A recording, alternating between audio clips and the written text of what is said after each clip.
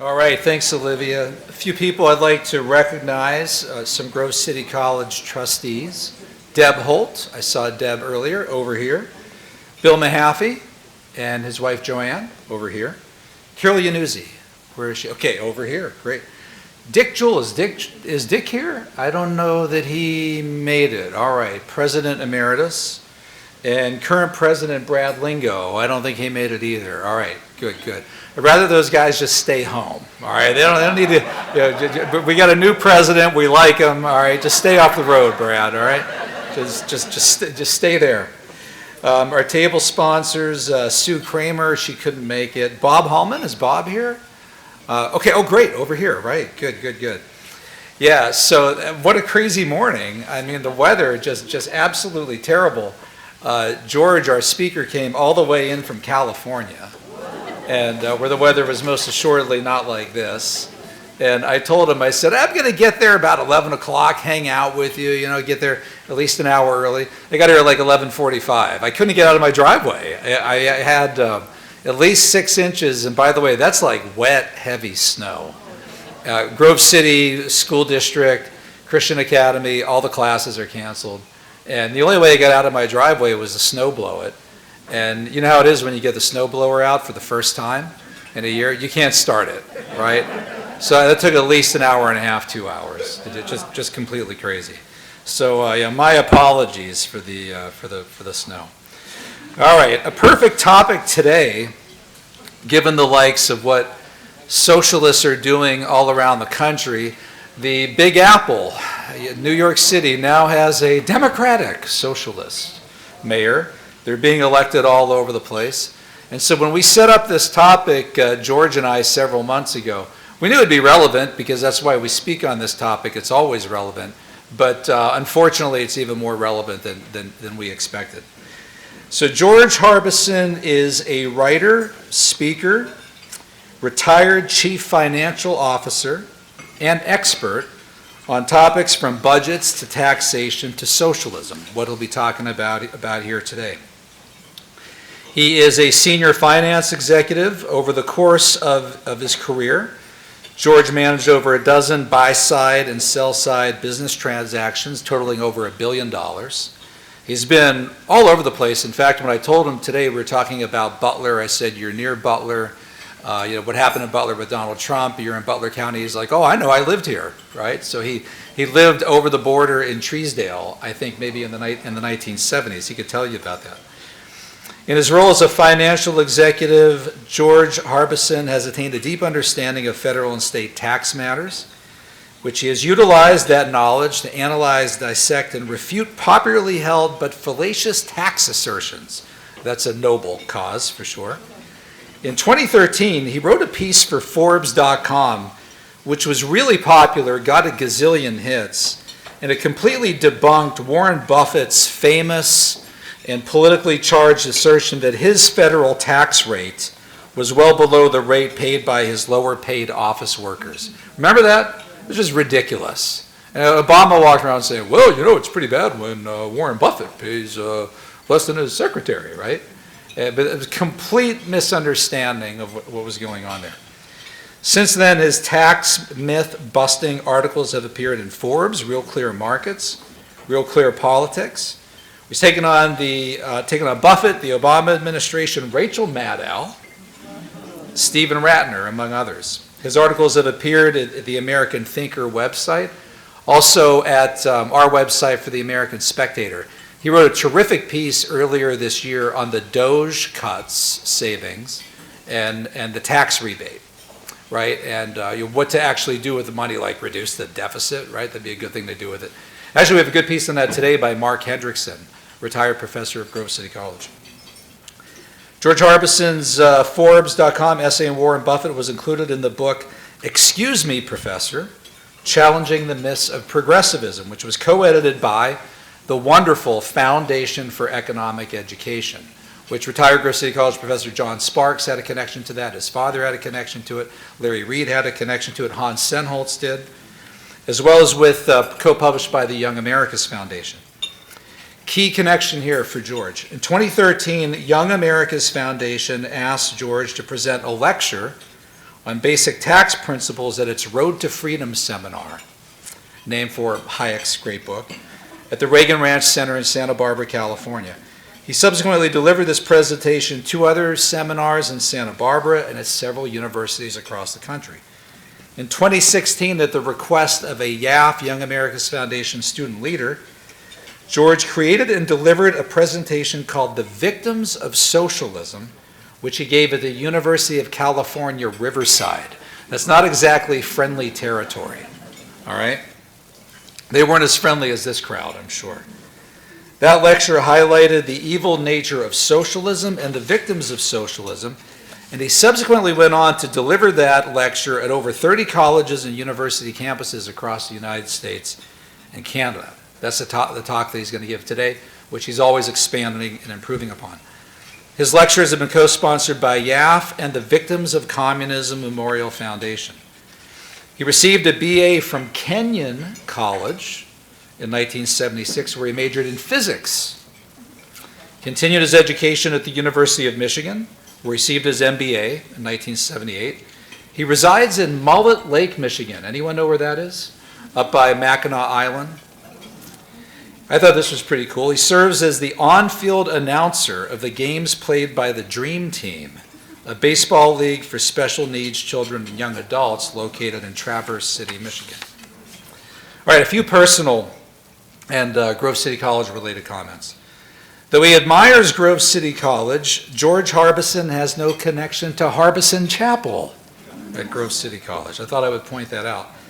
But he would like to visit it someday in our campus, and he was hoping to do it today, but I think the weather blew that up. I met George via our outstanding Grove City College alumni, the aforementioned Larry Reed, who spoke in this series a couple years ago. Remember, Larry spoke on Andrew Mellon and the tax cuts of the 1920s. Lastly, I've known of George's work for years, even before I met him in person. His good work via YAF, Young America's Foundation, which that West Coast headquarters of YAF that I've talked about several times in his intro is run by Andrew Coffin. Andrew Coffin, Grove City College graduate, one of the first students I had at Grove City College, back around the same class as Brad Lingo. And I also know his work through the Victims of Communism Memorial Foundation. We're both speakers for those groups. So regarding VOC, Victims of Communism, I'm so pleased that he speaks not just on victims of communism, but victims of socialism, right? Because we hear all the time from young people, oh, I'm not a communist, I'm a socialist. In fact, I'm a democratic socialist. So that's good, right? That's not bad, like communism. But that's his topic today, victims of socialism. So here he is, George Harbison.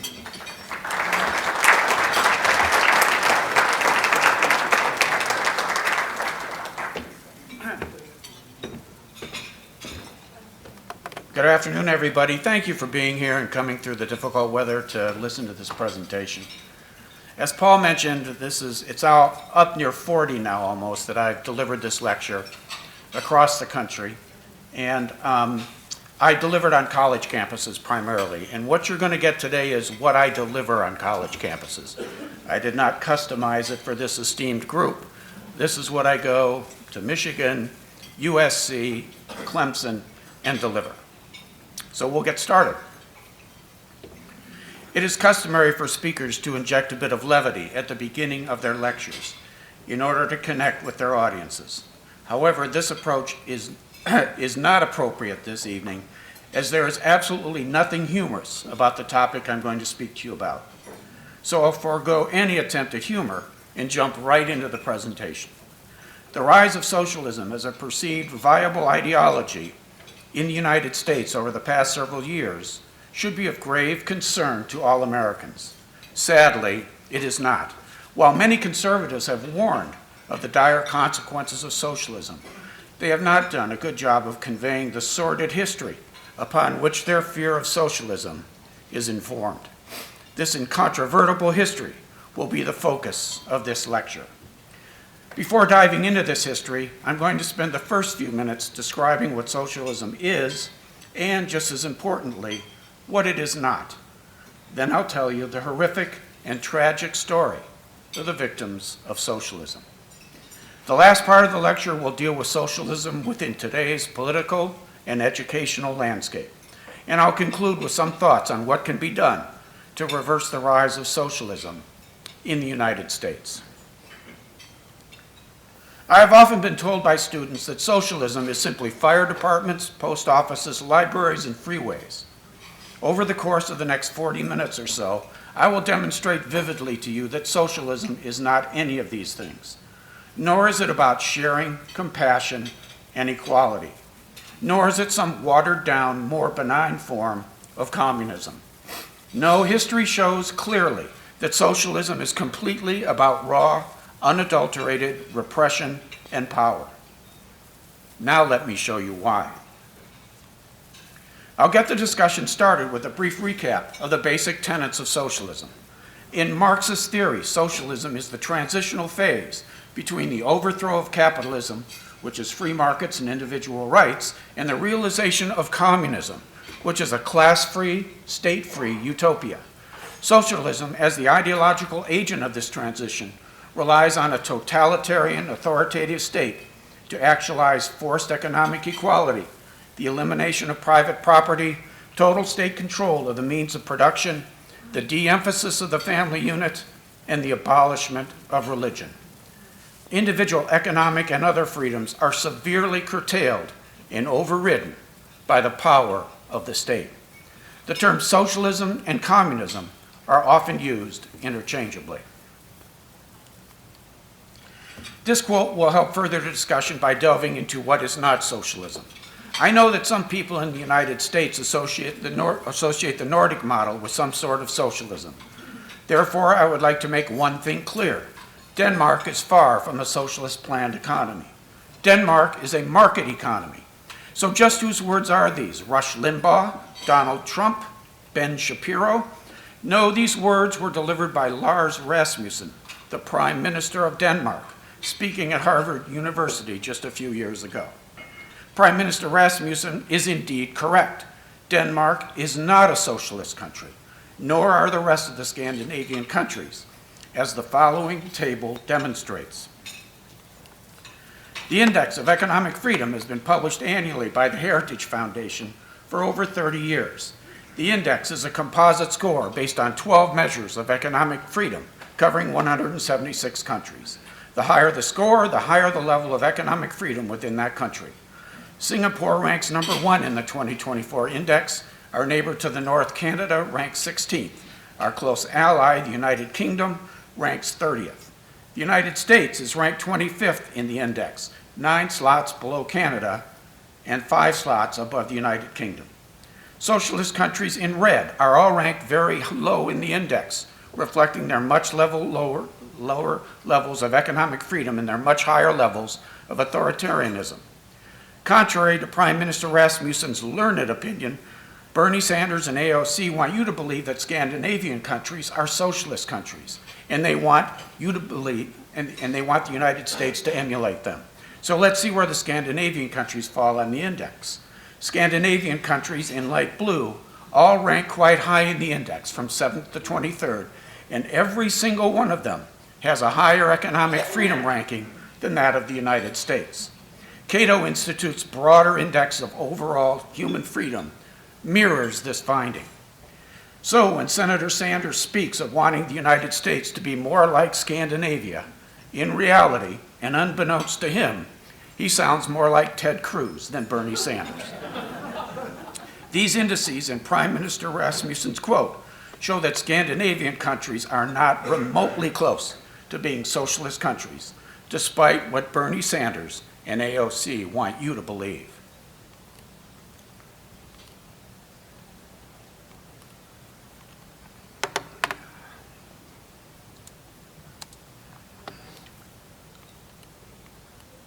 Having a technical issue.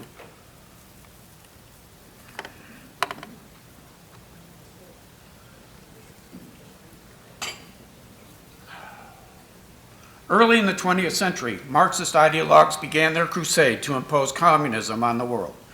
To do so, they took over countries and imposed the meat grinder ideology of socialism on them to forcibly wring out class differences in their quest for the utopian ideal of communism.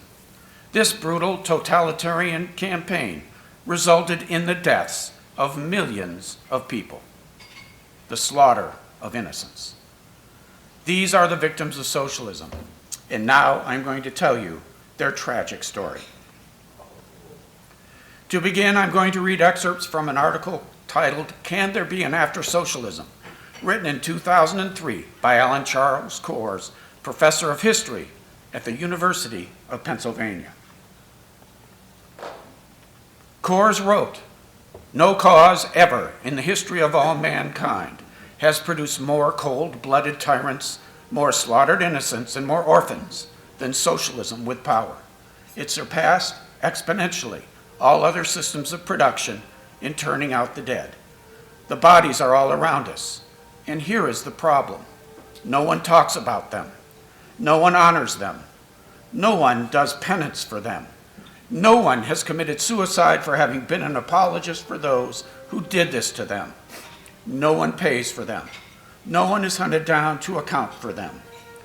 It is exactly what Solzhenitsyn foresaw in the Gulag Archipelago. No, no one would have to answer. No one would be looked into." Continuing with Coors, "To be moral beings, we must acknowledge these awful things appropriately and bear witness to the responsibilities of these most murderous times. Until socialism, like Nazism or fascism, confronted by the death camps and the slaughter of innocents, is confronted with its lived reality, the greatest atrocities of all recorded human life, we will not live after socialism."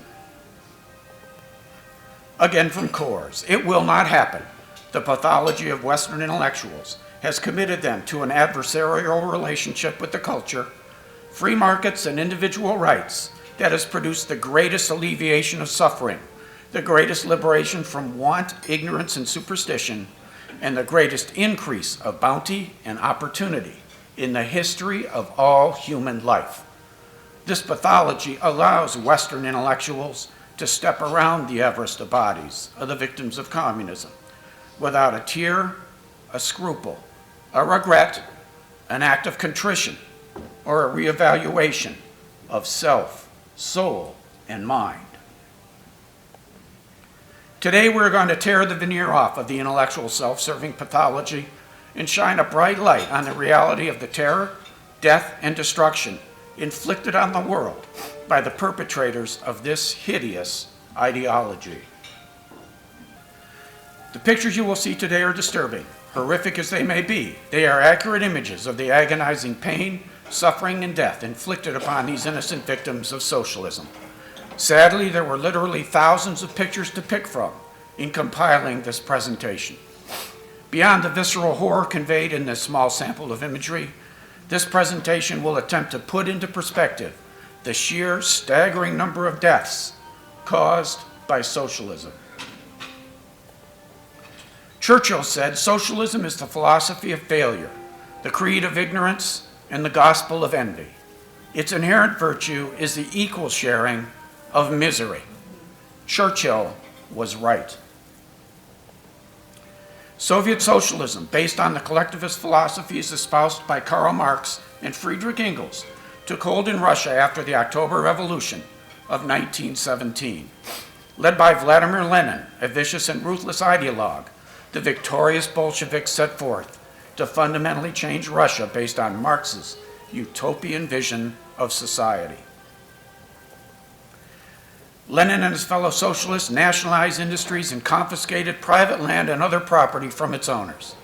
Religion was officially eliminated from Russian society, as Russians were forced, at gunpoint, to worship the power of the state. In order to firmly establish his new ideology, Lenin resorted to a campaign of mass murder of his political opponents in a purge now referred to as the Red Terror. It is estimated that upward of 1.5 million people were murdered in this brutal campaign. Lenin personally sent the orders to introduce terror and kill those who resisted the socialist takeover of Russia. This telegram is an example. "Comrades, The kulak uprising in your 5 districts must be crushed without pity. You must make example of these people. 1, hang publicly so that people see it. At least 100 kulaks, rich bastards and known bloodsuckers. 2, publish their names. 3, seize all their grain. 4, single out the hostages per my instruction in yesterday's telegram. Do all this so that for miles around, people see it all, understand it, tremble, and tell themselves that we are killing the bloodthirsty kulaks and that we will continue to do so. Yours, Lenin. As vicious as Lenin was, his successor as Secretary General, Joseph Stalin, was even worse. In 1929, Stalin ordered the forced removal of minor landowners and better-off peasants, the kulaks, from their farms while simultaneously ordering the collectivization of Soviet agriculture. Under dekulakization, millions of kulaks were executed or shipped off to re-education camps in the Arctic. Under collectivization, Stalin's socialist government confiscated all private farms and livestock. Surviving peasants were forced to work on collective farms, run under strict government control. These 2 brutal measures resulted in millions of deaths, particularly among the deported kulaks. Soviet collectivization and dekulakization efforts were met with great resistance in the Ukraine, a vast area populated by 40 million people, situated between Moscow and the Black Sea. As a result of this resistance, the Ukrainian people became the target of Stalin's wrath. In 1932, Stalin imposed impossibly high grain quotas on Ukrainian collective farms and ordered the removal of every handful of food from the region.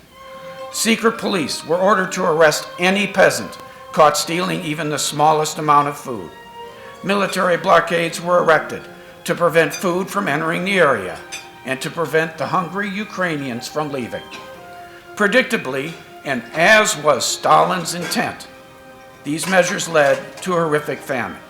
Entire villages were wiped out, and in some wider regions, the death rate exceeded 1/3. The Ukrainian countryside, home to some of the most fertile land on earth, was reduced to a silent wasteland. Somewhere between 5 and 10 million innocent Ukrainians starved to death in a famine now referred to as the Holodomor. Socialism's propensity to induce episodes of mass starvation will be a recurring theme in this presentation. From 1936 to 38, in an attempt to consolidate and strengthen his power, Stalin conducted the Great Purge, also called the Great Terror. Unlike the previous socialist mass murders carried out in the countryside, the Great Purge was primarily directed at Communist Party members, government officials, and Red Army leadership. In this reign of terror, hundreds of thousands of victims were accused of various political crimes, including espionage, sabotage, anti-Soviet agitation, and conspiracies to conduct coups. Those accused were either summarily executed by shooting or sent to the labor camps. According to declassified Soviet archives, during 1937 and 38 alone, the Soviet secret police detained over 1.5 million people, of whom almost 700,000 were shot.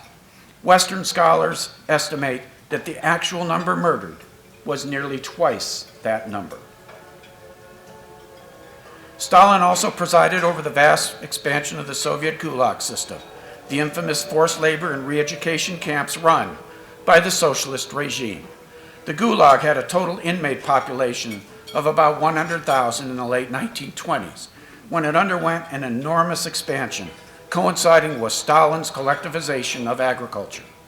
By 1936, the Gulag held roughly 5 million prisoners, a number that was probably equaled or exceeded every year until Stalin died in 1953.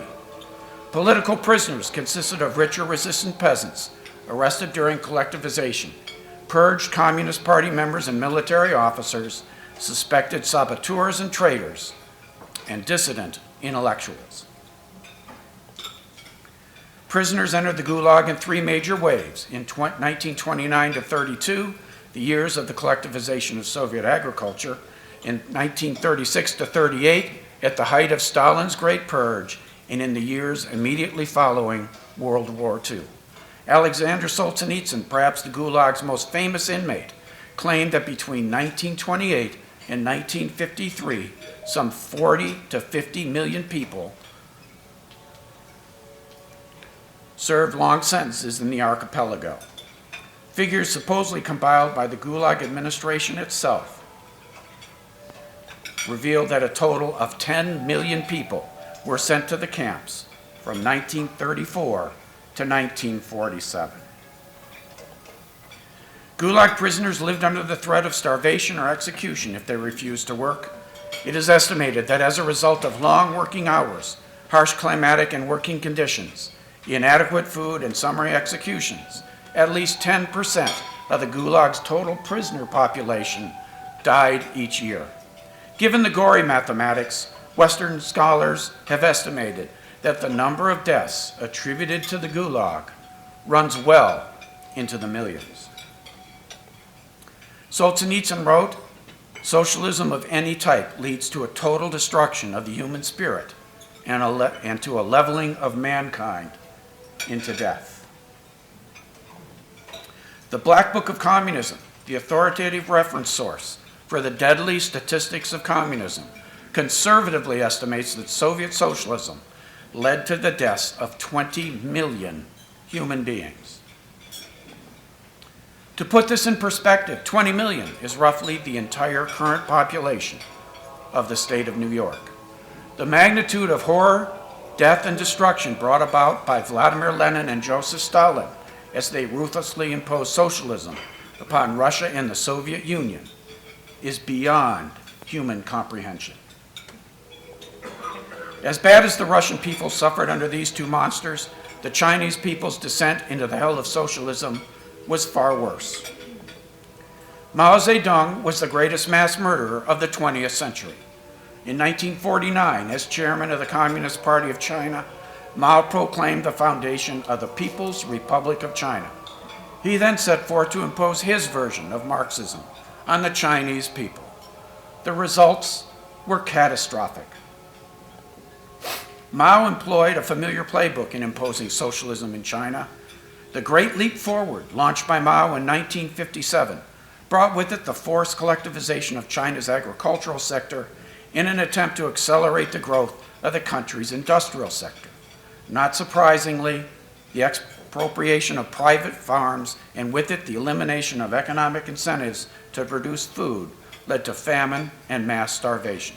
It is estimated that deaths from hunger alone reached more than 50% in some Chinese villages, and ultimately 30 million to 40 million Chinese peasants perished, a number roughly equal to the entire current population of California. In 1968, the year before the United States first put a man on the moon, a young Chinese Red Guard who was being pursued in the countryside by the authorities took refuge in a village in Anhui, where he heard many stories about the Great Leap Forward. He later wrote, "We walked along beside the village. The rays of the sun shone on the jay-green weeds that had sprung up between the earth walls, accentuating the contrast with the rice fields all around and adding to the desolation of the landscape. Before my eyes, among the weeds, rose up one of the scenes I had been told about, one of the banquets in which the families swapped children in order to eat them. I could see the worried faces of the families as they chewed the flesh of other people's children. The children who were chasing butterflies in a nearby field seemed to be the reincarnation of the children devoured by their parents. I felt sorry for the children, but not as sorry as I felt for their parents. What had made them swallow that human flesh amidst the tears and grief of other parents? Flesh that they would never have imagined tasting, even in their worst nightmares. In that moment, I understood what a butcher he had been, the man whose like humanity has not seen in several centuries, and China not in several thousand years. Mao Zedong." In the mid-1960s, Mao came to the conclusion that current Chinese socialist leadership was moving too far in a revisionist, less ideologically pure direction. In response, in August 1966, Mao launched the Cultural Revolution.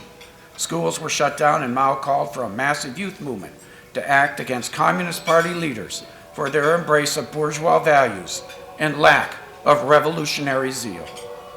Soon, student paramilitary groups called the Red Guards were formed, and they attacked and harassed members of China's elderly and intellectual population.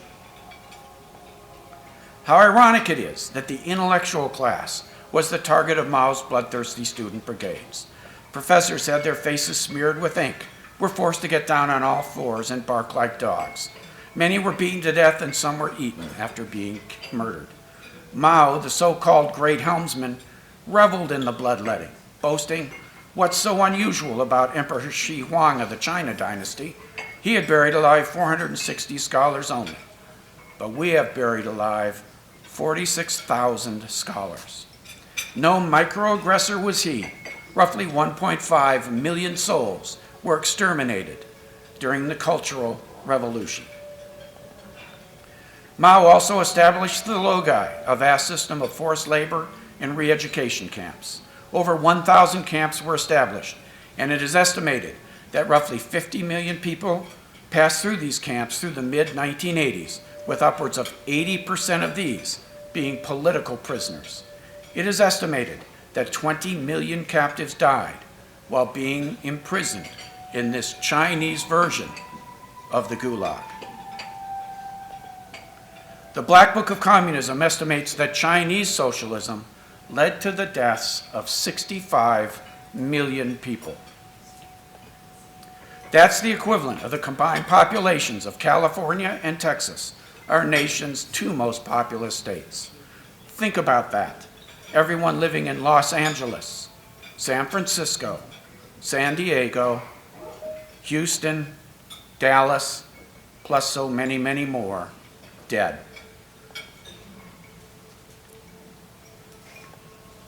Perhaps no other country suffered more at the hands of its socialist masters than Cambodia. Pol Pot's murderous Khmer Rouge seized control of Cambodia in 1975, and they then set about to impose socialism on the Cambodian people. The country suffered horribly under the socialist brutal oppression until Pol Pot was ousted in 1979. Highly xenophobic, Pol Pot set about to completely isolate the country from outside influences and to establish a collectivist, radically agrarian society. To accomplish this, the regime closed all of the country's schools, hospitals, banks, and factories. Religion was outlawed and all private property confiscated. Most citizens in urban areas were forcibly relocated from their homes to work on the collective farms. The Khmer Rouge told these residents they would be moved only a short distance from home and that they would return after only a few days.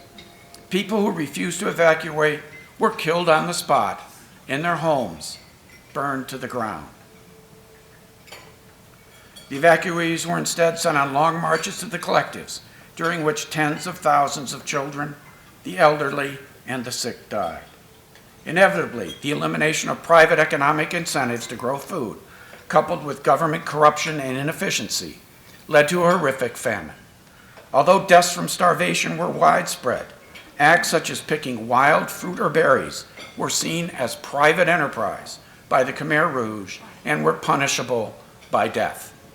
Commercial fishing was banned, resulting in a loss of a primary food source for millions of Cambodians, 80% of whom relied on fish as their only source of animal protein.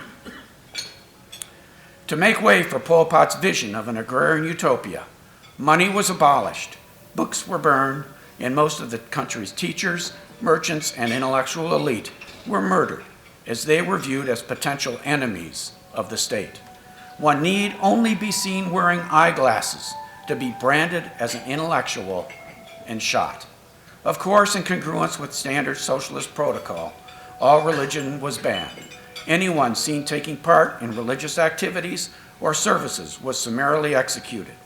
Thousands of Buddhists, Muslims, and Christians were murdered simply for exercising their religious beliefs. Pol Pot and his Khmer Rouge brigades took power in Cambodia in order to create an agrarian communist utopia. Inevitably and tragically, the experiment ended just like every other experiment in socialism, a dreadful, deadly disaster. The Black Book of Communism estimates that Cambodian socialism led to the deaths of 2 million people, roughly 25% of the country's population. That's roughly the entire current population of Chicago, Illinois. Today we have seen vivid images of the horror, destruction, and death inflicted in the 20th century by 3 socialist regimes. Sadly, many more experiments with this grotesque ideology dot the historical timeline of the 20th century, each without fail resulting in the same hideous result. We have been presented with numerical comparisons set forth to highlight the sheer magnitude of the number of people killed by these regimes. By any measure or comparison, the toll is absolutely staggering. To deny this, or to invoke the argument of capitalism's moral equivalence to socialism, is to engage in abject intellectual dishonesty. But there is one additional facet of this human tragedy that cannot go unmentioned, one that is infinitely more difficult to see or to quantify. This being the realization and recognition of the personal fear, horror, agony, and pain experienced by each of the millions of human souls vaporized by this ghastly ideology in the 20th century. Real blinking human eyeballs once filled the empty eye sockets of the dried out skulls, now stacked like cordwood, of the victims of the Khmer Rouge. These eyes belong to real people, human souls with special talents, dreams, and aspirations. They belong to mothers, fathers, sisters and brothers, sons and daughters, human beings just like all of us gathered here today. Just imagine the horror and sadness witnessed by these eyes. Just imagine the tears shed from them over a beloved child dying from starvation in his mother's arms.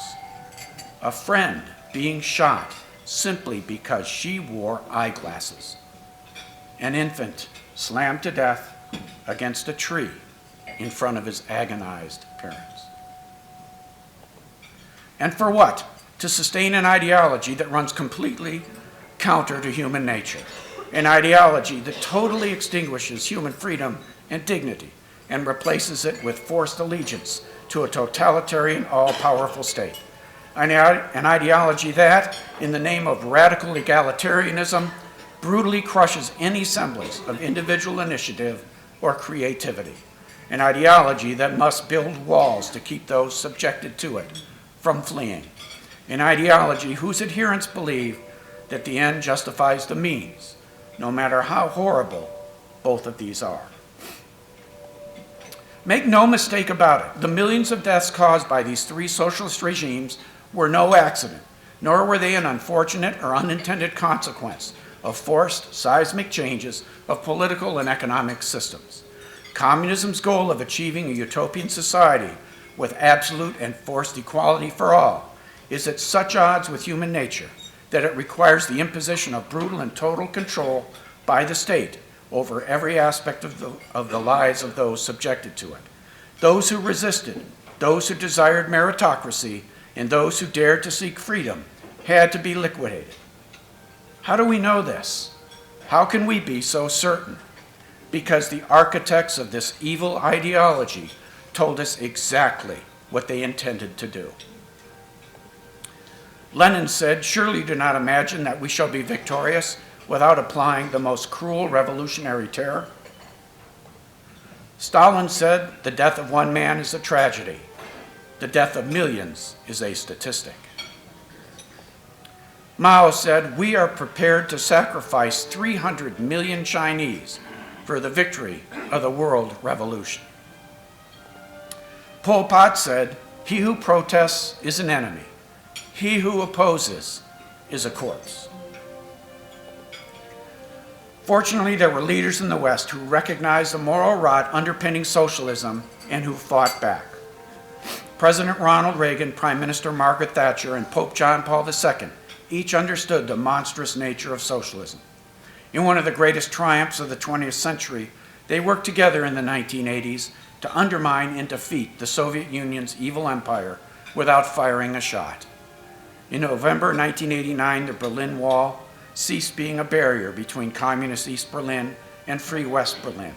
In 1991, the Soviet Union dissolved and socialism in Eastern Europe collapsed. The free world rejoiced as nearly 1 billion people were freed from the shackles imposed by this repugnant ideology. Sadly, roughly 1.5 billion people in the world still live under oppressive socialist regimes in China, North Korea, Vietnam, Laos, Cuba, and now happening quite recently in Venezuela. One need not bother waiting for the tenured professors of Marxist studies teaching in America's colleges and universities to lecture about the fundamental inherent evils of socialism. Such critical thinking will not be forthcoming. As Professor Kors noted, their pathology allows them to step around the Everest of bodies of the victims of communism without a tear, a scruple, a regret, an act of contrition, or a reevaluation of self, soul, and mind. Rather, the true story of socialism is understood and told best by other victims not mentioned so far today. For you see, not all the victims of socialism perished in the killing fields of Cambodia. Not all are buried beneath the Siberian tundra, dragged lifeless there from a hellish gulag. Not all lie in mass graves dotting the Chinese countryside and in Eastern Europe. The other victims of socialism are those who survived this wicked system, those who risked their lives and the lives of their loved ones to escape from their Soviet socialist oppressors, escapees from Cuba, boat people from Southeast Asia, former residents of Soviet-dominated Eastern Europe, 8 million refugees fleeing Venezuela's ghastly experiment in socialism, people who have actually experienced and utterly rejected the horrific soul-crushing ideology of radical egalitarianism. Listen to them. Listen to their personal stories of socialist oppression. Take in the far-off looks in their eyes as they speak of the loved ones lost or left behind during their desperate and dangerous flights to freedom. Listen to their profound gratitude for and appreciation of the freedoms that most Americans take entirely for granted. Listen to these survivors, for only they can truly speak for the 94 million human souls sacrificed on the bloody, godless altar of socialism in the 20th century. So have the tragic lessons of socialism in the 20th century been learned and remembered, or have the millions sacrificed on the altar of socialism died in vain? One need not look very deeply into current events to see that the ideological ancestors of Lenin, Stalin, Mao, and Pol Pot are keeping the evil torch of socialism burning in today's America. Black Lives Matter, led by its Marxist-inspired leaders, was a driving force behind the violent riots that took place across the country in 2020, allied with Antifa's socialist thugs. We see the spawn of this evil, murderous ideology rising in our college campuses in the form of a vile mutation that combines the virulent anti-Semitism of the National Socialists with the destructive anti-capitalism of the Marxist socialists. And now these malevolent, entwined ideologies have erupted in the repugnant campus protests we have witnessed over the past couple years. We see incredibly that a major party's vice presidential candidate recently stated, "One person's socialism is another person's neighborliness." What an astonishing display of rank ignorance. We see self-described democratic socialists elected to both the House and the Senate. And just last month, we saw an avowed socialist elected mayor of our nation's largest city. The great Thomas Sowell weighed in on the lost lessons of socialism with this observation. Socialism in general has a record of failure so blatant that only an intellectual could ignore it or evade it. Indeed, it has been the self-described intellectuals of academia who have whitewashed the true history and nature of socialism and who have completely misplaced it and fascism on the ideological spectrum. Let's see how and why they have done this. This slide shows the depiction of the political spectrum as it has been traditionally taught. This spectrum is flawed in two major respects. First, separating socialism and communism at the left side of the spectrum implies that socialism is a softer, less authoritarian, and more palatable ideology than communism. As you learned earlier in this lecture, that is not the case. Socialism is the horrid, brutal ideology imposed to wring out all class distinctions as society moves towards the classless, stateless utopia of communism. Second, the placement of fascism on the right side of the spectrum near conservatism makes absolutely no sense, as we will see in the next slide. This misplacement is very calculated and deliberate, as it makes it easier for those on the left to brand conservatives as Nazis or fascists, a charge that is leveled every day. Just ask Donald Trump. Let's now look at a different layout of the political spectrum, one that I believe is far more accurate. This spectrum measures several ideologies based on their level of freedom, ranging from 0% on the left-hand side to 100% on the right-hand side. Conversely, the level of government control moves from 100% to 0% as you move from left to right. Socialism and fascism, both relying on highly authoritarian control and limited freedom, populate the left-hand side of this spectrum. Moving to the right, we see the placement of the main political parties in the United States.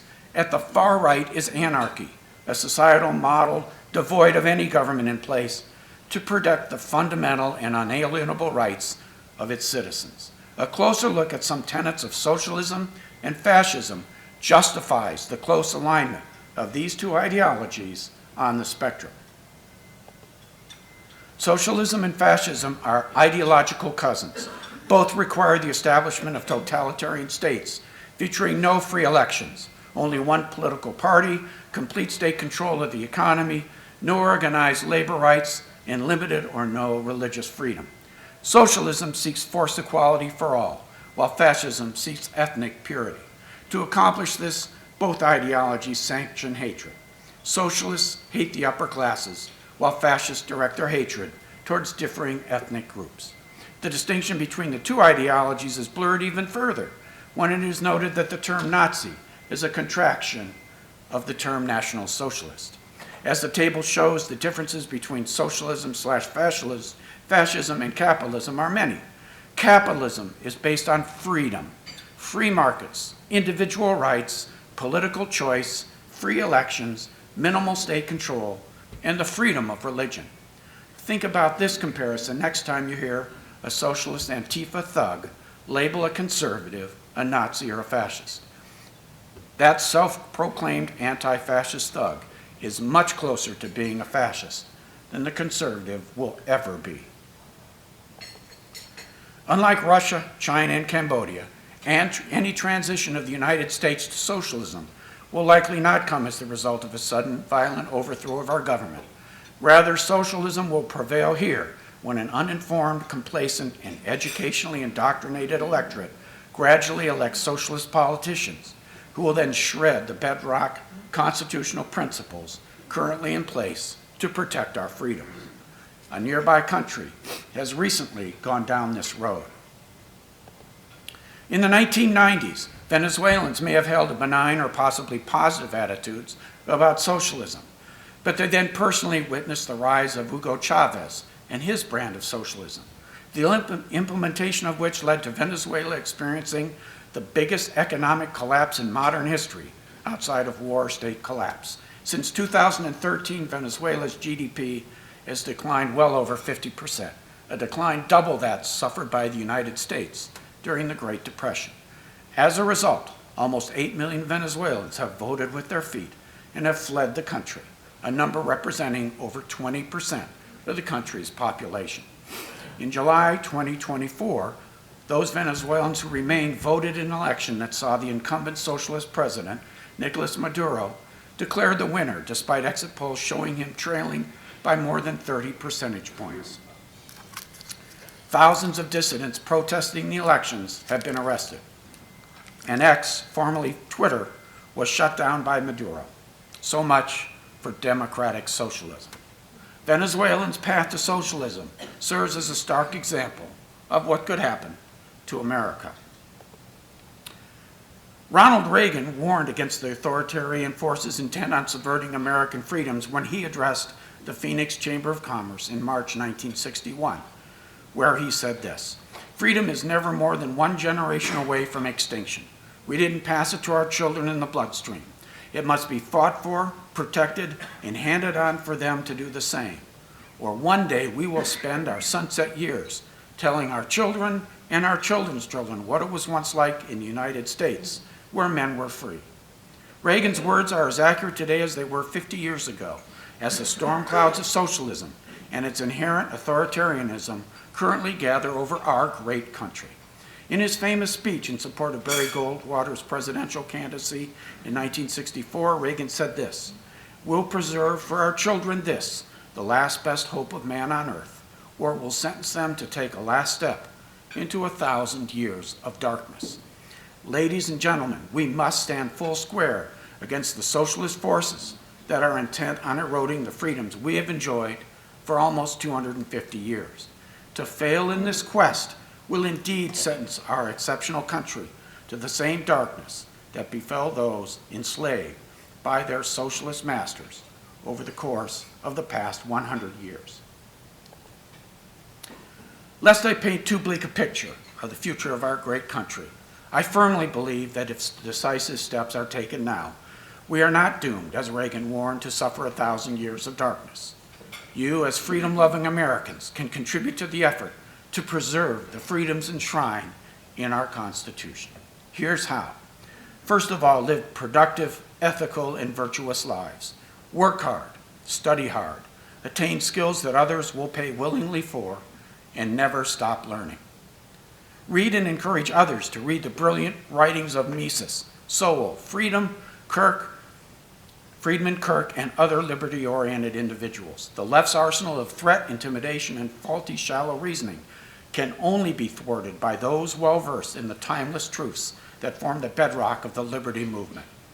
Be passionate and vocal in challenging the false narratives put forth by the left. Push back against any collectivist anti-freedom rhetoric espoused by your professors and classmates. Others in your classes whose ideological compasses may remain unsettled must be exposed to a truthful counterpoint. Become active in and support organizations like Young Americans Foundation, Young Americans for Liberty, and Turning Point. Bring conservative speakers to campus and encourage others to attend these events.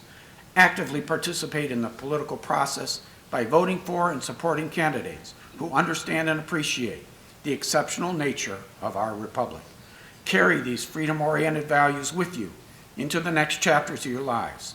Instill them in your children and fight hard against all efforts by the educational establishment to indoctrinate and teach a perspective counter to these values.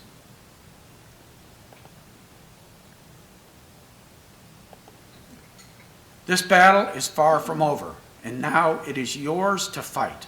By demonstrating courage in the face of daunting opposition, I am convinced that you and your generation will once again defeat the scourge of socialism and return America to that place Ronald Reagan once envisioned, a shining city on a hill, a tall, proud city built on rocks, stronger than oceans, windswept, God-blessed, and teeming with people of all kinds living in harmony and peace.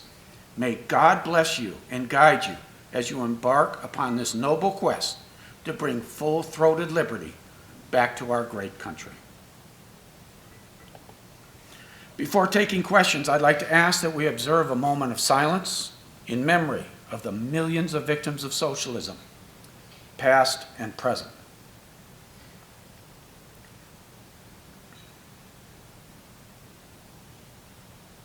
At this time, I'd be delighted to respond to any questions you may have. How do you want to do this, Paul? If I may get it started. First of all, that was an epic takedown of socialism. That was unbelievable. I mean, that's... Thank you. I mean, even I have never given a talk like that. I mean, Olivia, that's my whole course. But but that's in 50 minutes. That was unbelievable. So before we take questions, I just wanted to say I'm amazed. You give that talk on college campuses? Do they not chase you out with torches and pitchforks? I talked to some of the folks. What's the reaction? Well, it's a great question. and it depends on where I give it. But I told a few of the folks here, this is the first one that I've done. Very friendly audience, thank you. In a while, in a couple of years, where we did not have to have armed guards. Because the chatter on social media in advance, and then the students, mostly YAF students, would put up posters on campus, and they'd last about 10 minutes, and they'll be torn down. So the worst... How Maoist. Yeah, exactly. The very worst one I ever did was up at McGill University in Montreal.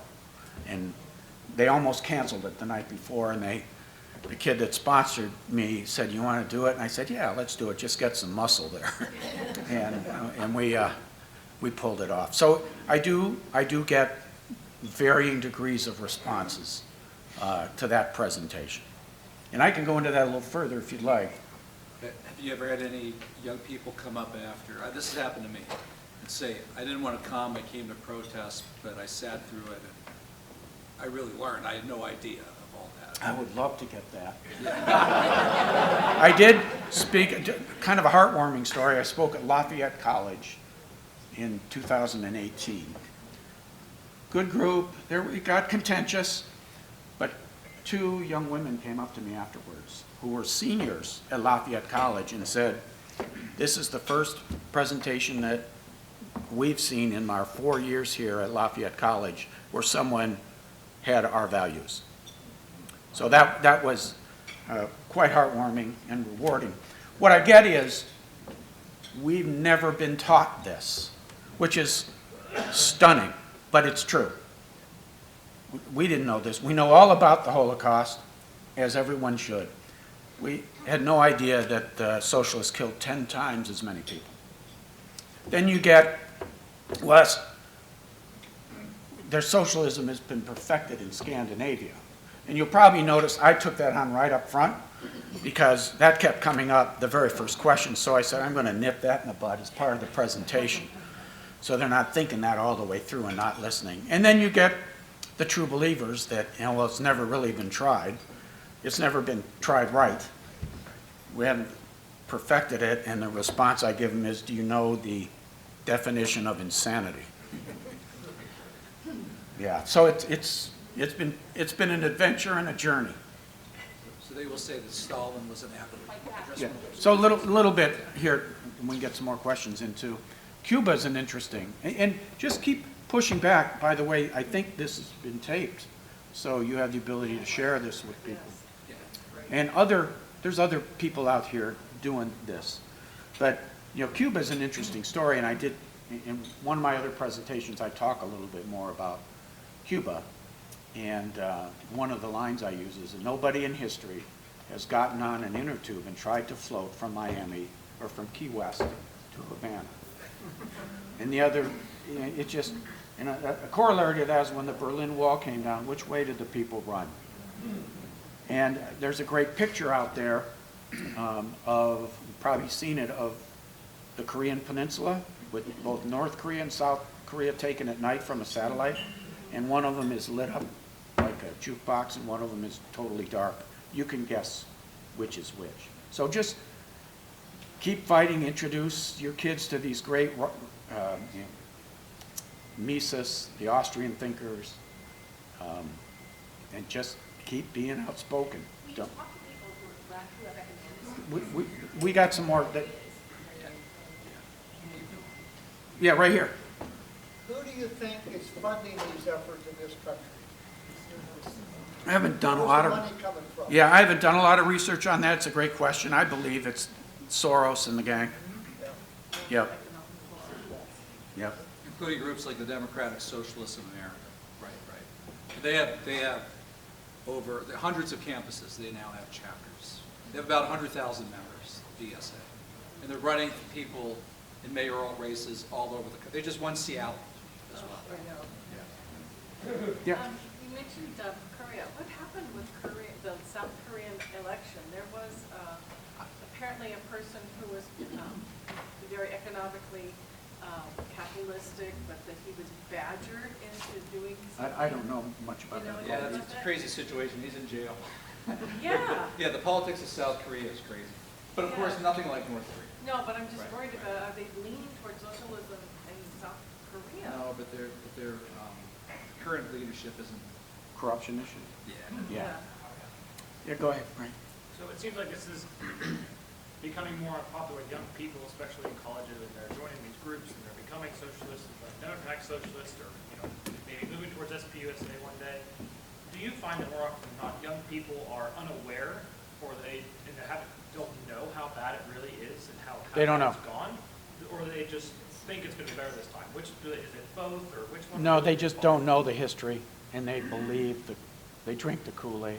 I think it's interesting, too, a lot of where we see these elections, Mondami's a great example, because the press, especially the left press, will say, now, this is a repudiation of capitalism. These voters think capitalism has failed. But these are in cities that have been run by the progressive left for decades, and you never hear anyone say that. They think they're protesting against capitalism, but it's really the people running those cities for decades that have driven those cities into the ground. I think we have one. What are some of the factors that have made America below Canada when it comes to those economic freedom charts that you showed us? Yeah, I think it was, and it's a pretty complicated formula. I haven't done a deep dive into it. I think some of the corporate tax rates were lower, and, but no, good question. I'm sorry, I don't know more detail on It's that. also deficits and debt. Oh, is it? Okay. Yeah. Could you explain how there's a misconception of the Scandinavian countries being more socialist economically than they actually are? Well, there's certainly more welfare states, so they have more of these benefits. But 40, 50 years ago, they did go hard left and went pretty close to being socialist. And their economies absolutely tanked, and they pivoted and came back. But it's easy for someone like Bernie Sanders to use that as an example of success of socialism. When it had that history, it's certainly a more welfare oriented state, but it's by no means a socialist state. It surprises me, too, that people like Bernie and AOC and Mondami walk around and say with a straight face, I'm a socialist. Because that really, what you saw today, that's worse than calling yourself a Nazi. I hate to resort to what they do, but that ideology is so horrible, and they've just totally whitewashed the history, and they prance around, preen around, call themselves socialists, and they're right there with the Nazis in terms of the death and destruction, even more so. Well, you said, George, the Nazis were socialists. They were, yeah. One more But question. if you say you're a Nazi, you know. Let's take one more. Okay, one more. Anybody? Over here. Yeah. Yes, sir.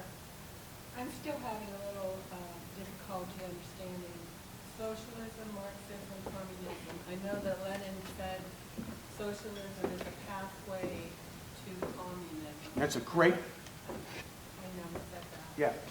So does socialism, like I believe it starts out like what my mommy wants to do, buy up all the grocery stores.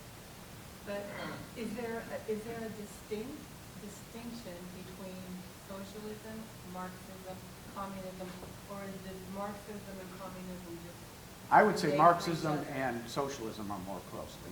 Marxism and socialism? So I had a slide in there, and I went through an awful lot of stuff. It said that in Marxist theory, you have capitalism, and you want to move away from capitalism, and you want to get to communism, which is kumbaya, no ownership, everything's common and shared, no government. There's no government in communism. And socialism is the process by which they go from capitalism to communism. But they never get there, nor would we ever want them. It's just totally anti-human nature.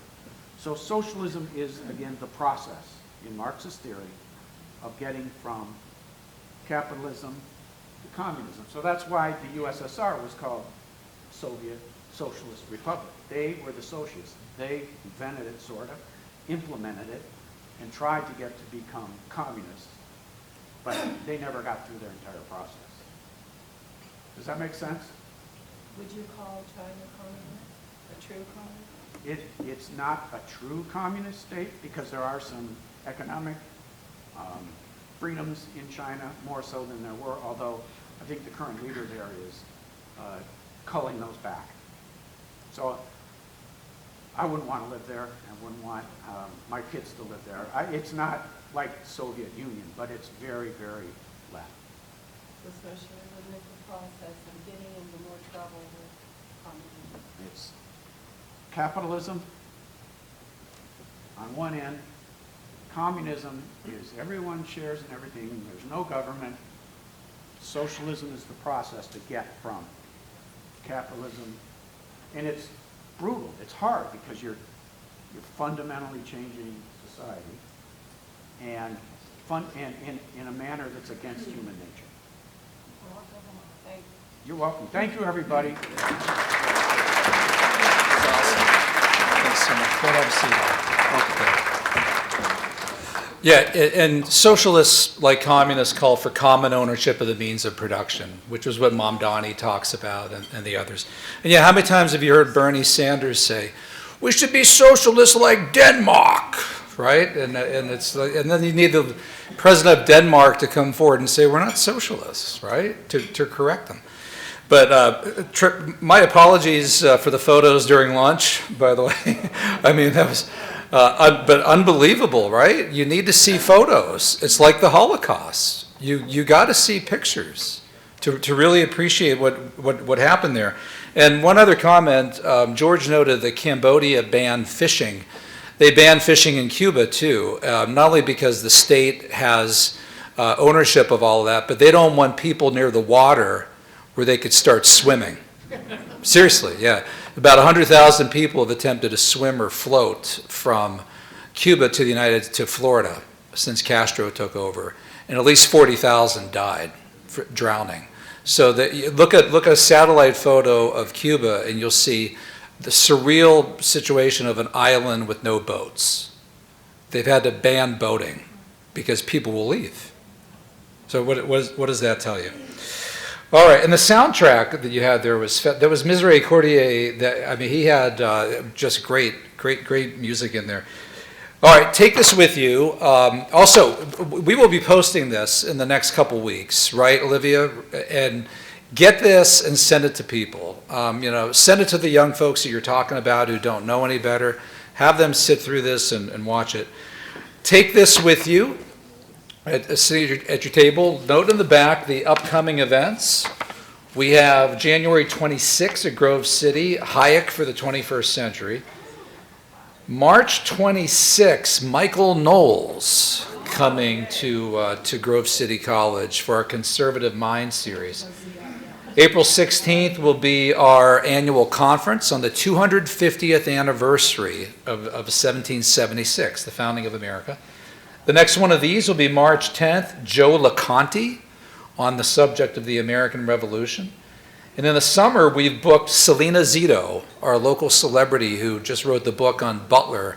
She was there at the Butler rally, and she will be talking about the attempted assassination of Donald Trump in Butler. All right, so thank you all very much. Thanks for coming. George will be around for a little bit if you want to talk to him. Thank you. Take care.